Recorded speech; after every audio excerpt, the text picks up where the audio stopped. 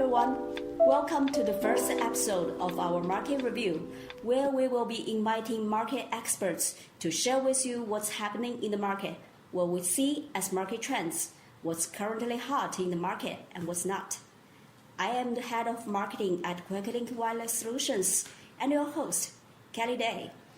Today, we are thrilled to have with us on this show Alejandro Patino. Alejandro is a senior VP for sales at Queclink and has over 20 years experience in the telematics industry. He currently manages our sales activities in over 140 countries around the world and is very knowledgeable in current market trends and activities. Hi Alejandro, thank you for joining us and welcome to the show. Can you start by telling the audience a little bit about yourself? Hi Kelly, sure, thank you for inviting me to the show. I'm very glad and happy to be here, and of course it's an honor for me to be your first guest on the Queclink Market Review. To the listeners out there who still don't know me, my name is Alejandro Patino. I'm originally from Colombia. I started my career in the security system business, let's say more related to the car alarm and radio frequency and home security applications at Portman, Boston. A few years later, about 4 years later, I moved to Shenzhen, China to work at Portman's headquarters as a global sales VP. During these 10 years, I witnessed the industry migration from the RF to telematics, and in 2009 I met some very good friends who were experienced and also excited by the great market opportunities in the end-to-end industry. So we then together decided to start a company, Queclink, called Queclink, to provide innovative telematic solutions to the industry. And since then, I have worked as a senior VP for global sales. Thanks for the introduction, Alejandro. As we all know, 2020 was a difficult year for everyone due to the pandemic. Can you share with us your thoughts on how 2020 was for you and also your customers? Sure, Kelly. You're definitely right. 2020 was indeed a difficult year for everyone. I was actually in Mexico when the outbreak started in China in the beginning of last year. At that time, I think there was a lot of panic, and my focus, like most of the people, was to ensure the safety of our families, co-workers, and customers. Luckily, China was able to control and come out of the pandemic earlier than most of the countries. As a company, we were able to quickly implement health and safety measures to protect our staff and restore production and distribution capabilities to our customers in early Q2. This was one of our priorities, definitely, as we understand that many of our customers operate time-sensitive services that rely on the steady supply. By the time I returned to Shanghai, China in July, Queclink was already operating back to almost the full capacity. We can say probably about 95-97%. As we look back at 2020, we see that some countries are still facing challenges of the pandemic, but I have to say that in general, everyone is slowly coming back to the normal business. Yes, 2020 was a crazy year. So, Alejandro, how did you and Queclink manage to steady the ship and take care of your customers in this complex situation? Well, Kelly, definitely was not an easy task to steady the ship, but with our R&D, engineering, sales and production and other key departments being based in Shanghai, Shenzhen and Hefei, we were able to get back to the normal quickly and respond to the customer requirements much earlier than the majority of our competitors. Our key focus by then was to stay close with our customers and understand how critical was the situation on each country, how the pandemic was definitely affecting their business and families, and how we, Queclink, could help. We put together an emergency plan to provide masks and sanitizer products for the employees and the customers in the first quarter of 2020. After customers accepted the new normal situation and they went back to work, we start connecting much more closer with the customers, and then finally start generating ideas together to continue our business. It sounds like that despite the challenges of the pandemic last year, Queclink did still quite well to take care of their customers. So looking ahead, how do you see the market? And are there any market segments you see doing particularly well? Well, Kelly, we saw a rebound in nearly all markets and all segments related to our business. And we also noticed some segments like logistics and cold chain management that still did quite well despite the lockdown and the situation. And these activities remain strong.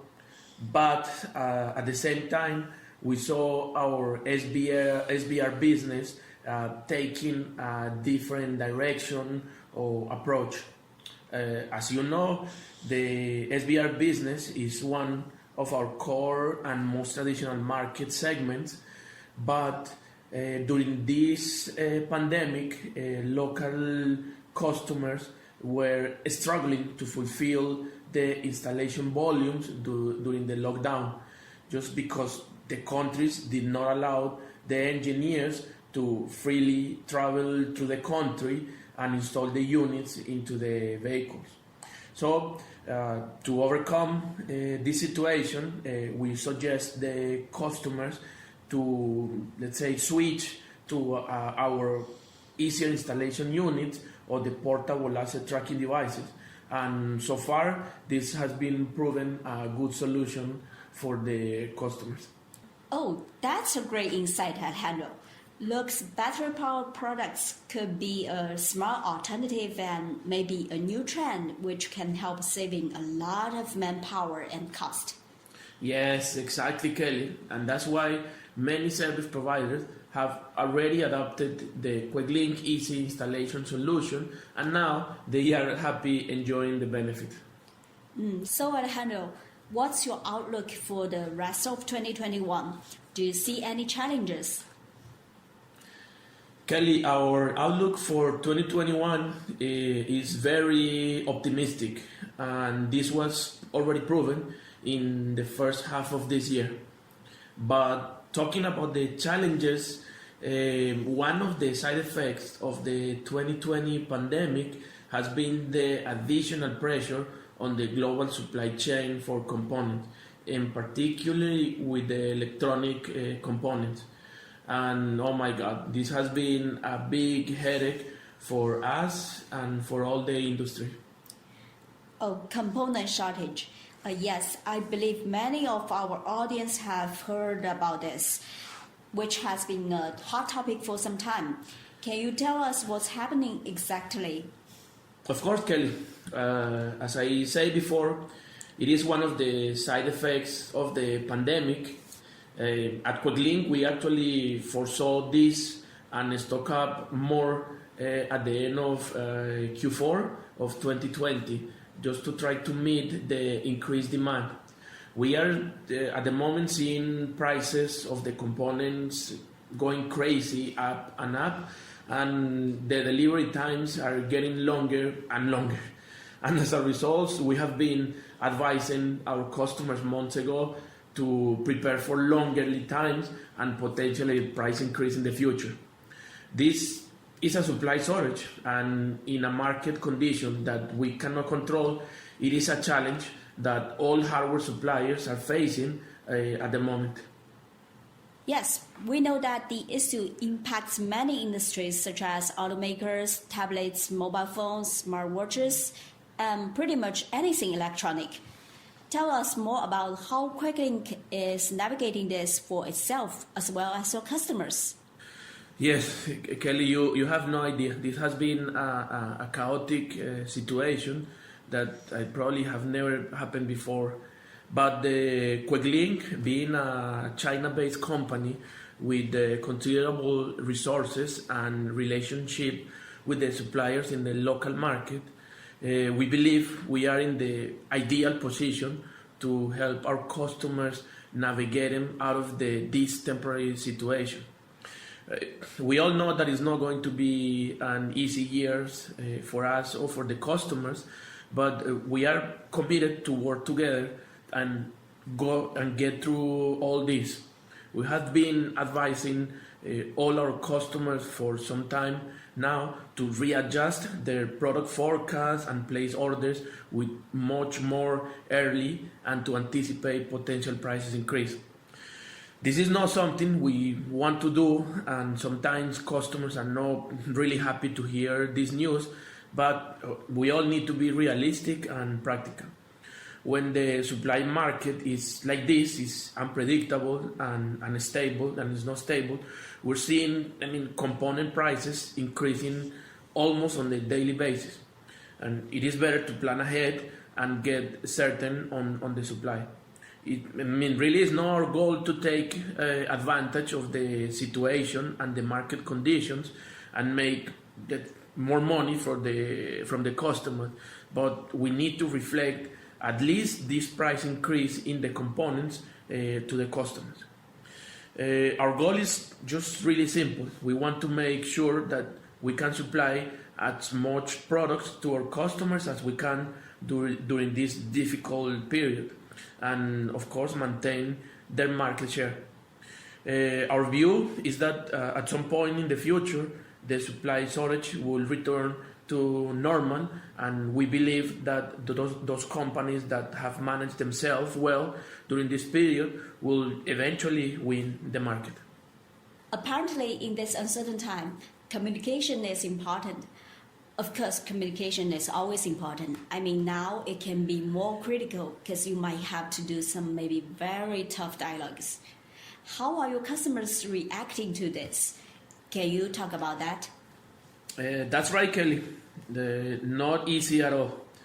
But I believe what is most important during these turbulent times is that we come together and work closely with our customers to overcome the challenges.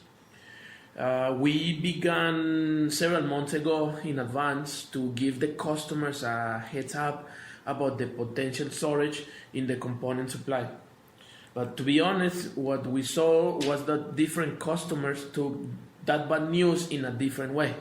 Some were more open to these new challenges and decided to work early with us to plan and forward forecast their short and medium term needs. But in the other side, I would say there are some also other difficult customers that take this in a very bad way when we told them that we could no longer commit to the previous supply times and prices. But despite our efforts to explain to them what is the current situation and the market conditions, some didn't want to believe it or, let's say, accept it. And that's okay. To be honest, we don't want to force our customers to do anything they are not comfortable with. But it's still our job to advise our customers with the best market information. They, of course, can make the best decisions. What we have experienced is that those customers that initially react badly to the market news, eventually, after they did some research and in the market, they will come around to accepting it, and then we can work together again and plan the product's needs. I totally agree with you, Alejandro. Now let's step back a little bit. Maybe you can explain to our audience what caused the component shortage. Okay, Kelly, that's a big question, but let me try to answer it. There are a number of factors that are causing the global component shortage. Many countries start their pandemic peaks from Q2 2020. We saw a lot of operations shut down, and that caused several months of reduced demand. By mid-year in 2020, the outlook seemed uncertain due to the continued increase in cases of coronavirus. All this uncertainty about when the situation will normalize led to a large reduction of investment by component makers in terms of inventory and production. To add to the complexity, two of the largest producers of rare components caught fire and have not been able to come back yet. Today we're seeing that the major industry players such as Huawei in electronics and automakers, especially for the electric cars, are purchasing all they can in the market, and this is creating much bigger pressure to the supply chain for everyone else. It's definitely a snowball effect. Okay, here's another question that I believe many of our audience will be wondering about. When do you think this issue will last to? Again, this is a very unusual and difficult market condition we're dealing with, and also we have never seen before. First of all, I can say that the supply shortage will eventually normalize. When this will be, I wish I had a crystal ball and tell everyone exactly when, but I don't. What we have heard in the market is that probably the condition will get better at the end of 2022. Then, what advice can you give your customers today? Kelly, I will say what I can be certain of, and is that Queclink is the best company to partner now and ride through this temporary market shift. We are a global company with multiple resources around the world, in China, US, Europe, Latam, also in Middle East, and other regions that we can work closely at any level.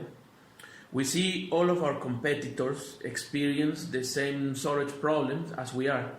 Where we differ from the others is that we are headquartered in China and we work closely on a local level with suppliers on a daily basis to secure components. Queclink also has the financial and human resources to weather this storm, and we of course intend to use our muscles to help our customers and partners. We also believe in these uncertain times, customers, they want to side with the strongest partner to weather the storm.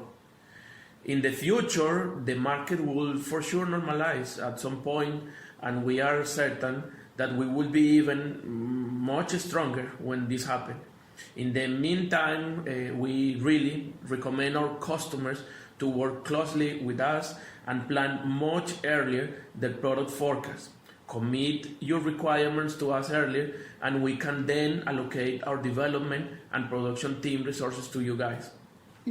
That makes a lot of sense, Alejandro. I hope that through this interview, we can communicate this important advice to more of your customers. So this brings us to the end of our discussion today. I'd like to thank you, Alejandro, again for joining our first episode of Queclink Market Review.